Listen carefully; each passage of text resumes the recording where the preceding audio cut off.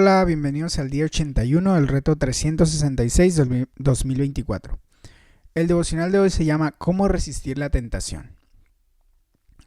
Las sirenas eran tres mujeres misteriosas que, de acuerdo con la Odisea de Homero, vivían en una isla. Cuando una embarcación pasaba por ahí, se subían a los acantilados y cantaban. Su bello canto tentaba a los navegantes a aproximarse más y más, hasta que eventualmente naufragaban en las rocas. Ulises estaba curioso por escuchar el canto de las sirenas, pero era consciente de los peligros. Ordenó a sus hombres que, al aproximarse a la isla, lo ataran al mástil y luego se taparan los oídos con cera. Cuando Ulises escuchó el llamado de las sirenas, exigió que lo desataran, pero su tripulación lo ató con más firmeza, liberándolo solamente una vez que había pasado el peligro. La historia gira en torno a la poderosa atracción que solemos sentir para coquetear con opciones que sabemos que son malas e incluso destructivas. Nadie puede avanzar por la vida sin sentirse tentado. La tentación no es pecado. Jesús no tuvo pecado aun cuando él mismo fue tentado, dice Hebreos 4:15. Vamos a leer Proverbios 7 del 21 al 27.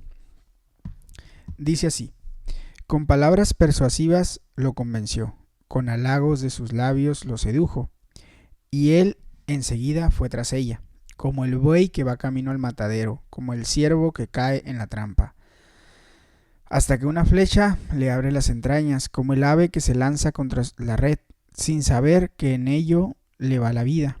Así que, hijo mío, escúchame, presta atención a mis palabras. No desvíes tu corazón hacia sus sendas ni te extravíes por sus caminos, pues muchos han muerto por su causa. Sus víctimas han sido innumerables. Su casa lleva derecho al sepulcro. Conduce a las habitaciones de la muerte. Dice el comentario. Número 1. Tentados a engañar. Este pasaje describe el poder y los peligros de la tentación sexual. Cuidado con las palabras persuasivas.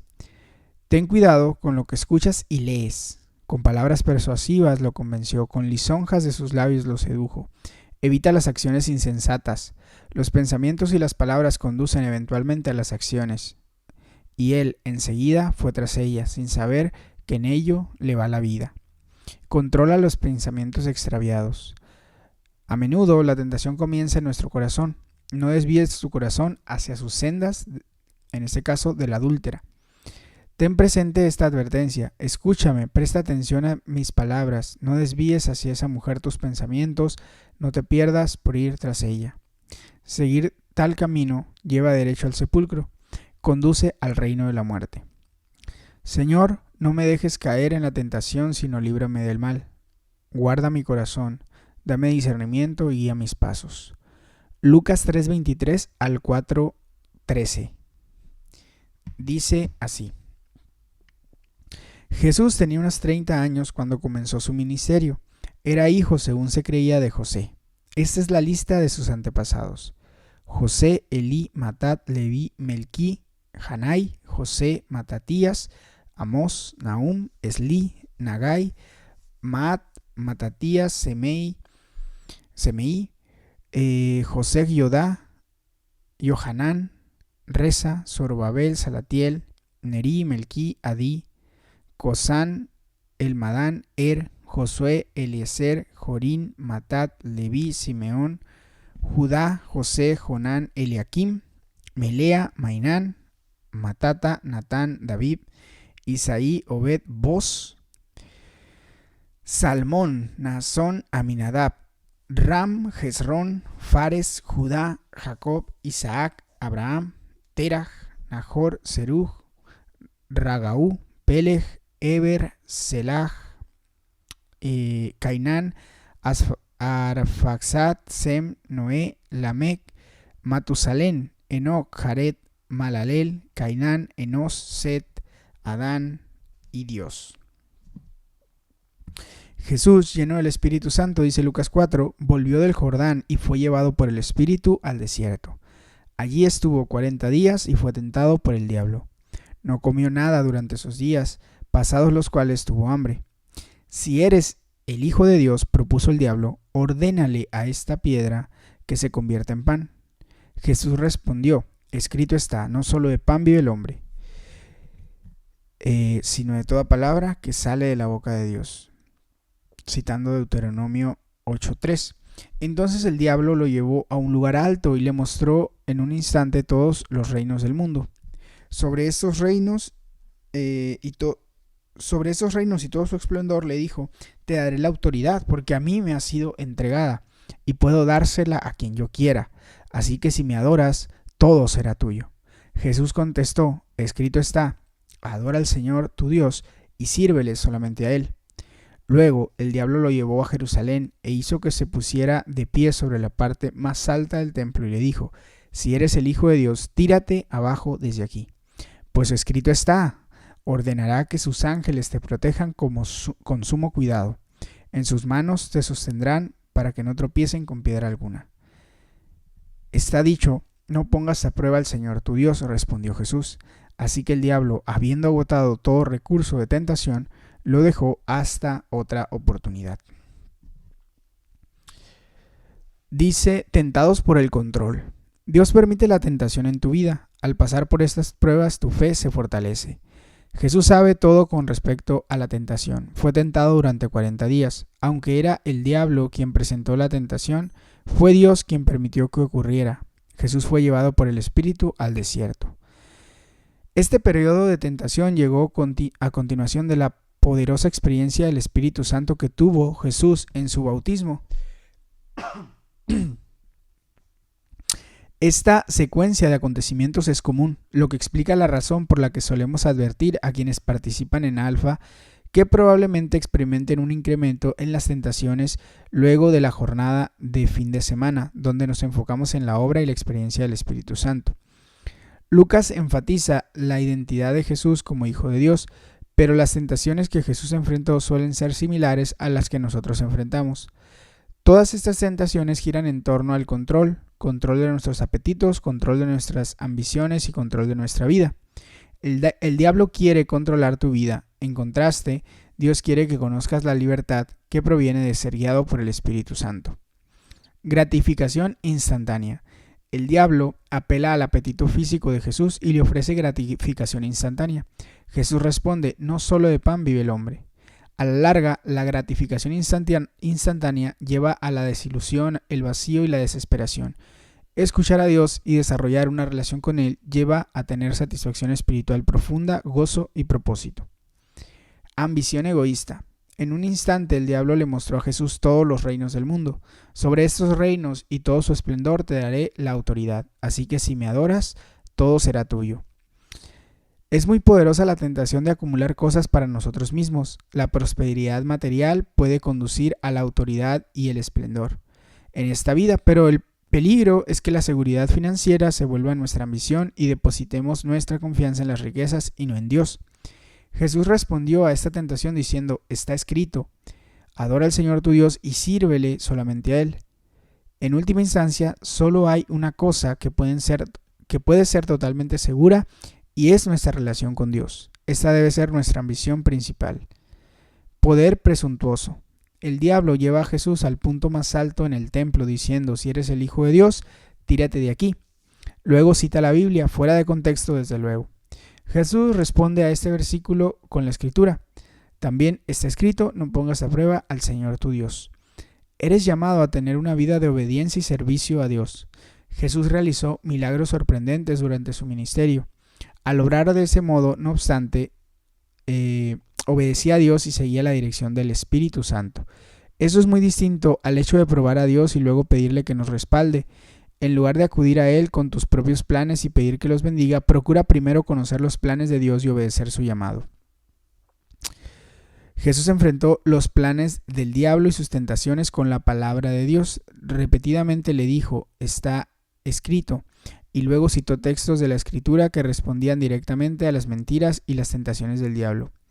El diablo lo dejó, pero solo se retiró hasta otra oportunidad. Es un alivio tener periodos en la vida cuando las tentaciones no son tan fuertes, pero puedes estar seguro de que el diablo tratará de seducirte nuevamente. Señor, quiero seguir la guía de tu Espíritu Santo. Ayúdame a estar cerca de ti, conocer tus palabras y resistir la tentación. Números 11:4 al 13:25. Vamos a leerlo. Dice, gente de toda clase se había mezclado con los israelitas. Esa gente solo pensaba en comer. Y también los israelitas volvieron a llorar y dijeron, ¿quién nos diera carne? ¿Cómo echamos de menos el pescado que comíamos gratis en Egipto? También comíamos pepinos, melones, puerros, cebollas y ajos. Pero ahora tenemos reseca la garganta y no vemos nada que no sea este maná. El maná se parecía a la semilla del cilantro y su color era como el de la resina. El pueblo salía a recogerlo y lo molía entre dos piedras y bien lo machacaba en morteros y lo cocía en una olla o hacía pan con él. Sabía a pan amasado con aceite. Por la noche, cuando el rocío caía sobre el campamento, también caía el maná. Moisés escuchó que las familias del pueblo lloraban, cada una a la entrada de la tienda, con lo cual hacían que la ira del Señor se encendiera en extremo. Entonces, muy disgustado, Moisés oró al Señor. Si yo soy tu siervo, ¿por qué me tratas mal? ¿Por qué me niegas tu favor y me obligas a cargar con todo este pueblo? ¿Acaso yo lo concebí o lo di a luz para que me exijas que lo lleve en mi regazo como si fuera su nodriza y lo lleve hasta la tierra que prometiste a sus antepasados? Todo este pueblo viene llorando a pedirme carne. ¿De dónde voy a sacarla? Yo solo no puedo con todo este pueblo. Es una carga demasiado pesada para mí. Si este es el trato que vas a darme, me harás un favor si me quitas la vida. Así me veré libre de mi desgracia. El Señor respondió a Moisés, tráeme a 70 ancianos de Israel y asegúrate de que sean ancianos y oficiales del pueblo. Llévalos a la tienda de reunión y haz que esperen allí contigo. Yo descenderé para hablar contigo y compartiré con ellos el espíritu que está sobre ti para que te ayuden a llevar la carga de este pueblo. Así no tendrás que llevarla tú solo. Al pueblo solo le dirás lo siguiente, conságrense para mañana, pues van a comer carne. Ustedes lloraron ante el Señor y le dijeron, ¿quién nos diera carne? En Egipto la pasábamos mejor. Pues bien, el Señor les dará carne y tendrán que comérsela. No la comerán un solo día, ni 2, ni 5, ni 10, ni 20, sino todo un mes hasta que les salgan por las narices y les provoque náuseas. Y esto por haber despreciado al Señor que está en medio de ustedes y por haber llorado diciendo, ¿por qué tuvimos que salir de Egipto? Moisés respondió, me encuentro en medio de un ejército de 600,000 hombres y tú hablas de darles carne todo un mes. Aunque se degollaran todas las ovejas y vacas, ¿les alcanzaría? Y aunque se pescaran todos los peces del mar, ¿eso les bastaría? El Señor respondió a Moisés, ¿acaso el poder del Señor es limitado? Pues ahora verás si te cumplo o no mi palabra. Moisés fue y comunicó al pueblo lo que el Señor había dicho. Después juntó a 70 jefes ancianos del pueblo y se quedó esperando con ellos alrededor de la tienda de reunión. El Señor descendió en la nube y habló con Moisés y compartió con los 70 jefes ancianos el espíritu que estaba sobre él. Cuando el espíritu descansó sobre ellos, se pusieron a profetizar, pero esto no volvió a repetirse. 2 de los ancianos se habían quedado en el campamento. Uno se llamaba Eldad y el otro Medad. Aunque habían sido elegidos, no acudieron a la tienda de reunión. Sin embargo, el espíritu vino sobre ellos y se pusieron a profetizar dentro del campamento. Entonces un muchacho corrió a contárselo a Moisés. Eldad y Medad están profetizando dentro del campamento. Josué, hijo de Nun, uno de los siervos escogidos de Moisés, exclamó, Moisés, señor mío, deténlos. Pero Moisés respondió, ¿estás celoso por mí? ¿Cómo quisiera que todo el pueblo del Señor profetizara y que el Señor pusiera su espíritu en todos ellos? Entonces Moisés y los jefes ancianos regresaron al campamento. El Señor desató un viento que trajo codornices del mar y las dejó caer sobre el campamento. Las codornices cubrieron los alrededores del campamento en una superficie de casi un día de camino y a una altura de casi 2 codos sobre la superficie del suelo. El pueblo estuvo recogiendo codornices todo ese día, toda esa noche y todo el día siguiente. Ninguno recogió menos de 10 homer. Después las distribuyeron por todo el campamento. Ni siquiera habían empezado a masticar la carne que tenían en la boca cuando la ira del Señor se encendió contra el pueblo y los hirió con un horrendo castigo. Por eso llamaron a ese lugar Kibrot Hatabá, porque allí fue sepultado el pueblo glotón. Desde Kibrot Hatabá el pueblo partió rumbo a Haserot y allí se quedó. Números capítulo 12. Moisés había tomado por esposa a una mujer cusita, así que Miriam y Aarón empezaron a murmurar contra él por causa de ella. Decían, ¿acaso solo por medio de Moisés ha hablado el Señor? ¿No ha hablado también por medio de nosotros? Y el Señor oyó sus murmuraciones. Moisés era muy humilde, más humilde que cualquier otro sobre la tierra. De pronto el Señor dijo a Moisés, Aarón y a Miriam, salgan los tres de la tienda de reunión. Y los tres salieron. Entonces el Señor descendió en una columna de nube y se detuvo en la entrada de la tienda. Llamó a Aarón y a Miriam, y cuando ambos se acercaron, el Señor dijo, escuchen lo que voy a decirles. Cuando un profeta del Señor se levanta entre ustedes, yo le hablo en visiones y me revelo a él en sueños. Pero esto no ocurre así con mi siervo Moisés, porque en toda mi casa él es de mi confianza. Con él hablo cara a cara, claramente y sin enigmas. Él contempla la imagen del Señor. ¿Cómo no tienen miedo de murmurar contra mi siervo Moisés? Entonces la ira del Señor se encendió contra ellos y el Señor se marchó. Tan pronto como la nube se apartó de la tienda, a Miriam se le puso la piel blanca como la nieve. Cuando Aarón se volvió hacia ella, vio que tenía una enfermedad infecciosa. Entonces dijo a Moisés, te suplico, mi Señor, que no nos tomes en cuenta este pecado que hemos cometido tan neciamente. No la dejes como un abortivo que sale del vientre de su madre con el cuerpo medio deshecho. Moisés rogó al Señor, oh Dios, te ruego que la sanes. El Señor respondió a Moisés, si su padre le hubiera escupido el rostro, ¿no habría durado su humillación 7 días? Que sea aislada por 7 días fuera del campamento y después de eso será redimida. Y después de eso será readmitida. Así que Miriam quedó aislada 7 días fuera del campamento. El pueblo no se puso en marcha hasta que ella se reintegró. Después el pueblo partió de Haserot y acampó en el desierto de Parán. Números capítulo 13. El Señor dijo a Moisés, envía a algunos de tus hombres a explorar la tierra de Canaán que estoy por entregar a los israelitas.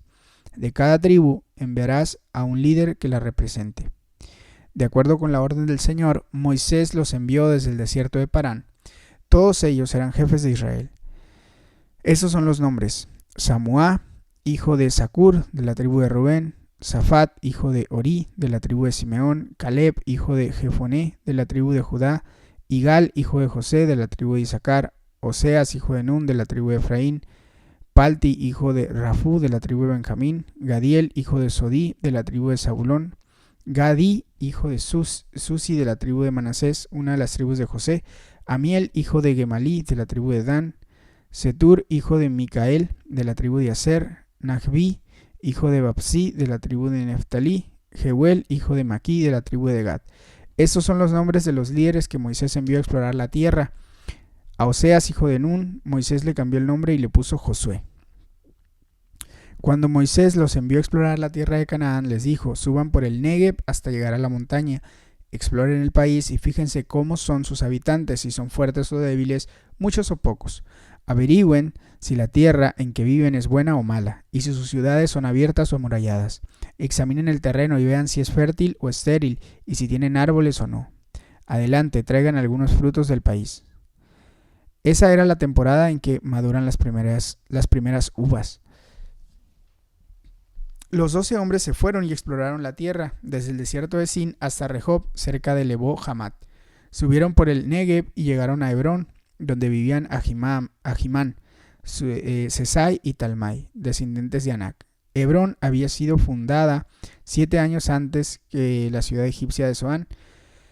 Cuando llegaron al valle del arroyo Escol, cortaron una rama que tenía un solo racimo de uvas y entre dos lo llevaron colgado de una vara.